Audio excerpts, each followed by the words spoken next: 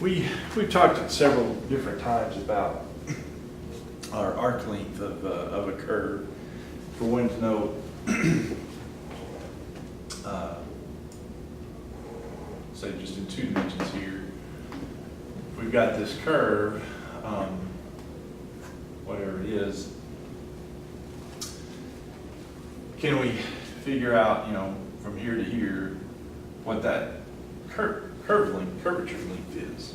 And the answer was yes, we could do that a number of ways if we had, and the one that's pertinent to us right now is the fact that we call that, they call it L for arc length.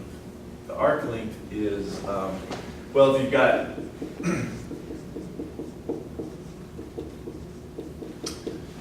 if you've got the curve in parametric form, it turned out it was really fairly nice. All you have to do is say this is when t equals a to t equals b time or whatever it is t describes. All you have to do is the integral from a to b with the square root of the derivatives squared.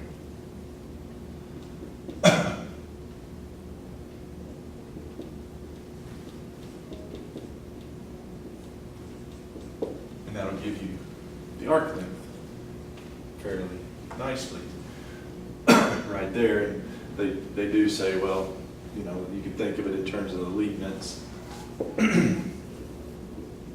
Same thing. Dx dt squared, dy dt squared instead of prime notation there, but it's all same, okay? That'll give you the arc length for the scenario of a 2-dimensional parametric equation curve. Well, what we've talked about in this chapter then is a similar situation, however, with vector functions, vector value functions.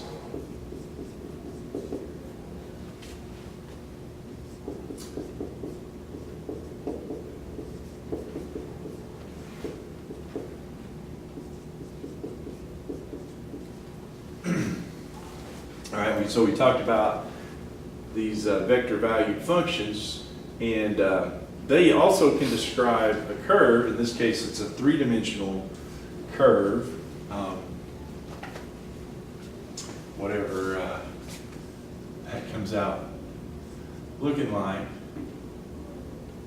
Loop around and do all sorts of things, but yeah, but the way we get that curve is we take all of these, like if here, if that's in general of our t vector, our vector there at time t, yeah, that curve is what's traced out by the tips of the vectors. But again, what's pertinent to us is really this curve that's described or defined is a parametric curve. It's the parametric curve, x equals f of t, y equals g of t, and z equals h of t. It's the curve sketched out by those parametric equations. So what that means is, so we're talking about arc length. And so we have a vector function. Well, we know how we get arc length off of parametric equations. We do the square root of the derivative squared, integrate those. Well, that's what we're going to do here too, okay? Because this vector value function, the curve described can be thought of as a parametric set of parametric equations there. The arc length is going to be the integral a to b, so we're going from t equals a to t equals b. It's going to be the square root of the derivative of f squared plus the derivative of f prime squared, the derivative of g prime squared plus the derivative of h prime squared.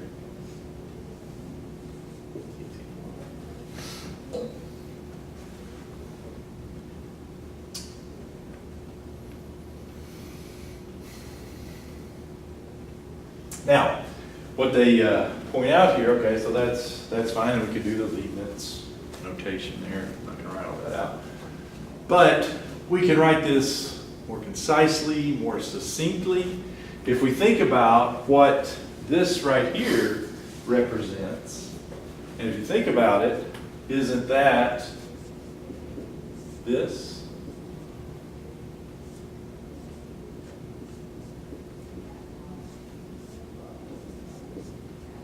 Isn't this square root business right here? Isn't that the magnitude of our prime vector? Yeah. Because the magnitude of this vector is you just add up all the squares of the component parts and square root. Okay.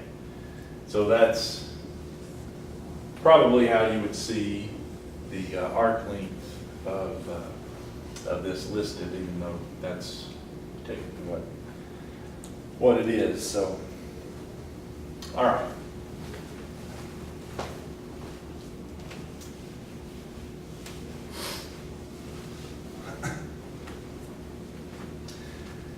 So let's say we've got RT equals cosine T I plus sine Tj plus Tk. We actually looked at this curve a little bit in the past. That's the helix shape curve. And so let's find the length of the curve from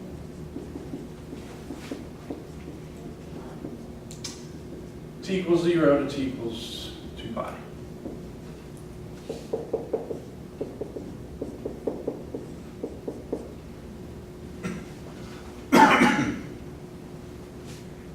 So the arc length is, one way to remember it is A to B magnitude of r prime t. Well, here we have r prime is just the derivative, so it's negative sine ti plus cosine tj plus 1k. And so the magnitude of that is just, well, A to B here, so A is 0 to B 2 pi. Do the integral of 0 to 2 pi. Magnitude of that, so it would be the magnitude of that, which again is just the squares of the component parts added together, so that would be negative sine t squared plus cosine t squared plus 1 squared, which gives us 0 to 2 pi square root of sine squared t plus cosine squared t plus 1, which dt, which of course, as we know, that's going to work out very nicely. Sine squared plus cosine is 1. So we got 1 plus 1, so we got the square root of 2 there. dt, which makes the integral very nice. I think they're usually nice on these. That's just square root of 2t, the antiderivative. And 0 to 2 pi, what would that give us? Square root of 2 times 2 pi minus 0, so arc length is that. And you might notice there, again, remember this is the helix, and so if you look,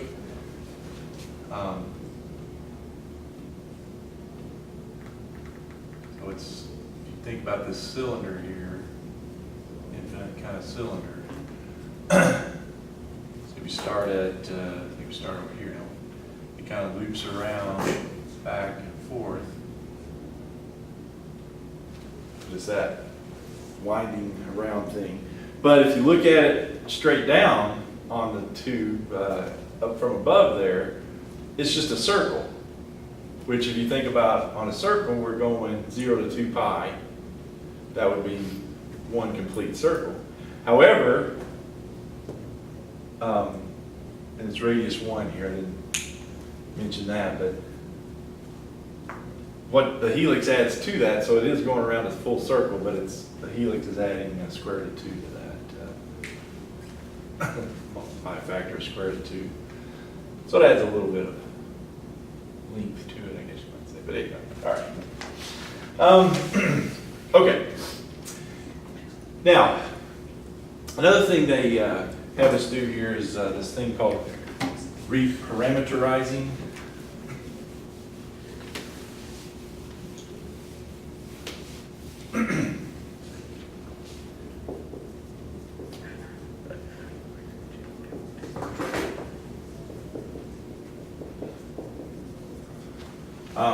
And so what we're going to do is we're going to take a situation where we have a function defined in terms of t and reparameterize it in terms of the arc length. In this case, we're going to use s for arc length. So here's how we do that.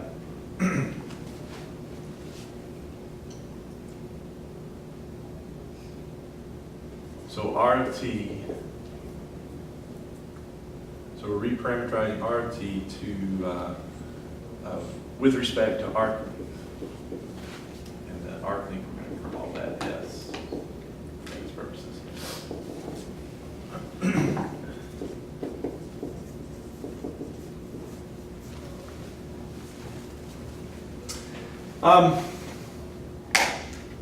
So what that basically means is I'm going to change the curve that's in terms of t to make it in terms of s.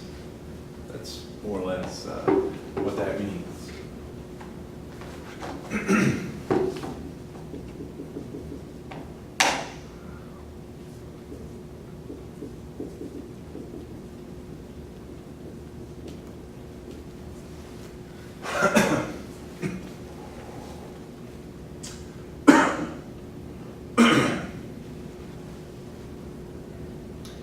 And there's a formula that we utilize here, and it's related to, of course, the arc length formula here. But S of t is going to be equal to the integral from a to t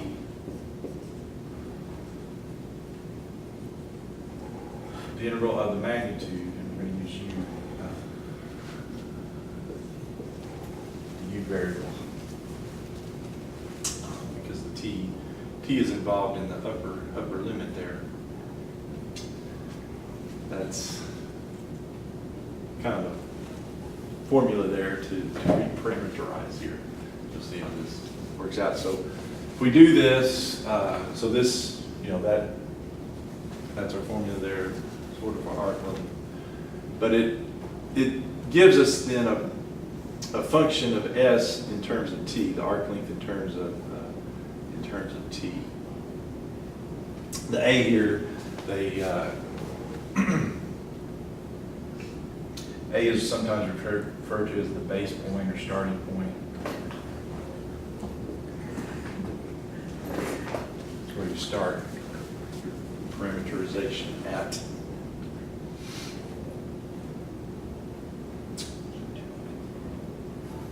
So let's reparameterize. Let's just do one.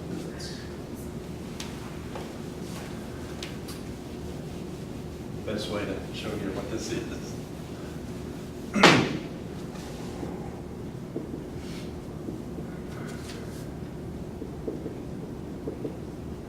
R of t equals our same function. R of t I plus cosine t I sine tj plus tk with respect to arc length.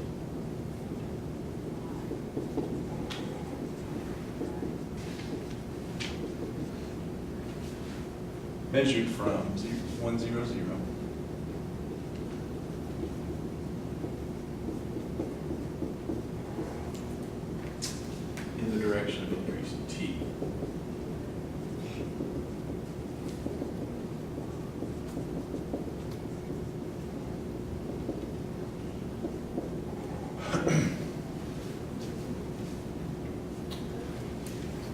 All right, so what really the first thing you have to figure out here is what that point corresponds to as far as t is concerned.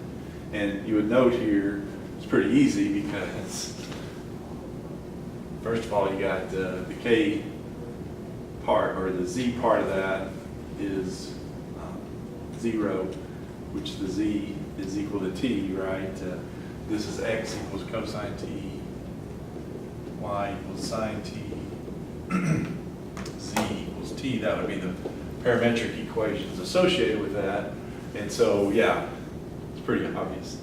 You got t equals 0, which works on the other. Sine of 0 is 0, and cosine of 0 is 1. So this is the point at t equals 0. And so that's our base point or starting point, which usually that's a good place to start, isn't it? T equals 0. All right, so how do we do this? Like I said, you're going to start with that s of t equals the integral from a, which in this case, a is where you start as far as t goes, so it'd be 0 to t.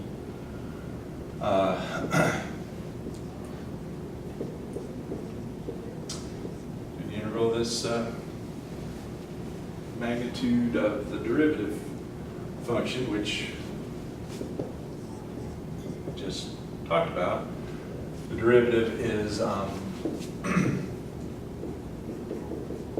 negative sine t plus cosine t j plus 1k. So the magnitude of that would be, again, our square root. So that's our sine squared plus cosine squared t plus 1. I'm sorry, u. And again, the reason we're using u here is because t gets involved when we plug in the upper limit there. Yeah, so we've got our square root of 2 again, du. So you got the square root of 2u, and that goes from 0 to t, so that's going to be the square root of 2t. S of t equals the square root of 2t. All right, so that what that does is that sets up kind of the relationship, if you will, between s and t, because we wanted to reparameterize this in terms of the arc length, which again, we're going to use s for the arc length here. And so what this tells me is the arc length at a particular t is square root of 2t. Well, what this boils down to is I want to rewrite this. I'm trying to reparameterize that r function, vector function, in terms of, instead of t, I want it in terms of s. Well, basically what you do here is you solve for t and see what that is in terms of s, and then we can substitute it in our vector function here. So here we have s divided by the square root of 2 is what t would be in terms of s there. And so r of t could be written, well, if t is s over the square root of 2, couldn't I say, well, let's do this vector function instead of t, it'd be the same as s over square root of 2. Yeah, so that's really what you do, is you just substitute this, whatever t is in terms of s here, back in the original function for t. So it'd be cosine of s over square root of 2 I plus sine s over 2 j plus s over square root of 2 k.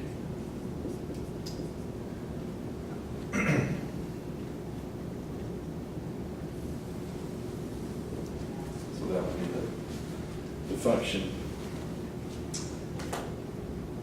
expression there.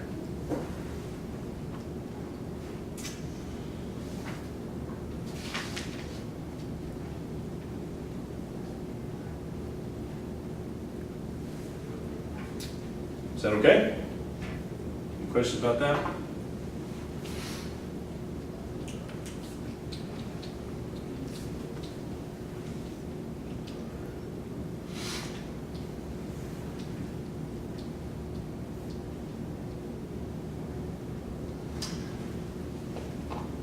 All right, let's do one more because it has a,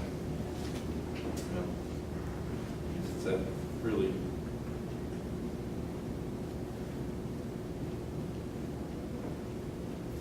too much more difficult. Let's do it anyway. I got it down here. Any questions on that one?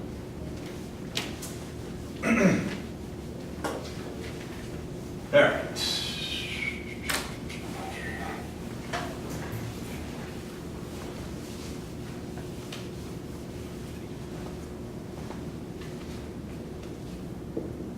Let's read. Parameterize RT equals cosine T plus T sine T, comma, sine T minus T cosine T, comma, 0, with respect to R. Yes. From T equals 0.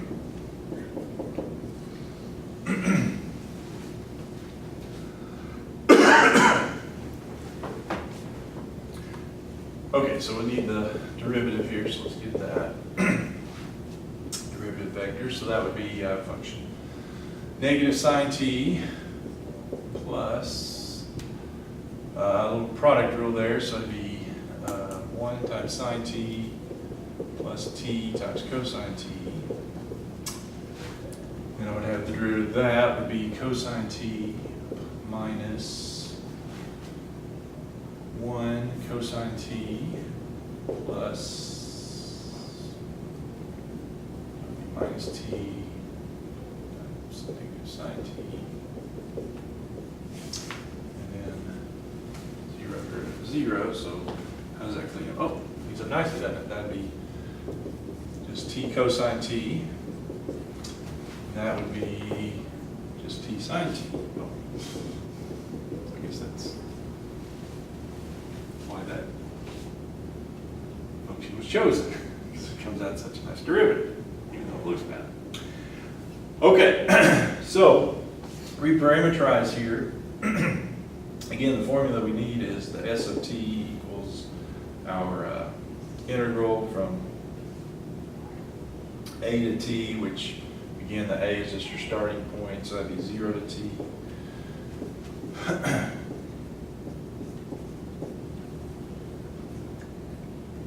Integral that magnitude of the derivative vector function there. So the magnitude is just squares added together, so it'd be T squared cosine squared T plus T squared sine squared T plus 0. Oops, except it's in terms of U.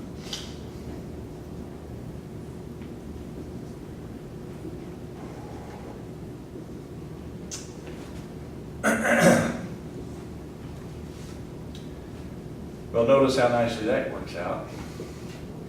Factor off the U squared.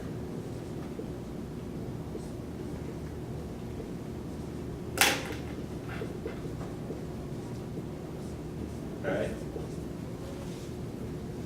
Cosine squared plus sine squared is 1. So you got the square root of U squared. This is U. Du. So that would be 1/2 U squared, and we're going from 0 to T, so that's going to be 1/2 T squared. So that's S. S equals 1/2 T squared. But again, the idea is I want to take this vector function, which is in terms of T, and I want to write it in terms of S. And so to do that, we just need to figure out what t is in terms of s. So if I solve here for t, what's that give me? 2s is t squared, so square root of 2s would be what t is. So that's what I replace t by in my vector. So I need a square root of r square root of 2s. So you just put in square root of 2s for the t's all the way across the board there. That's it.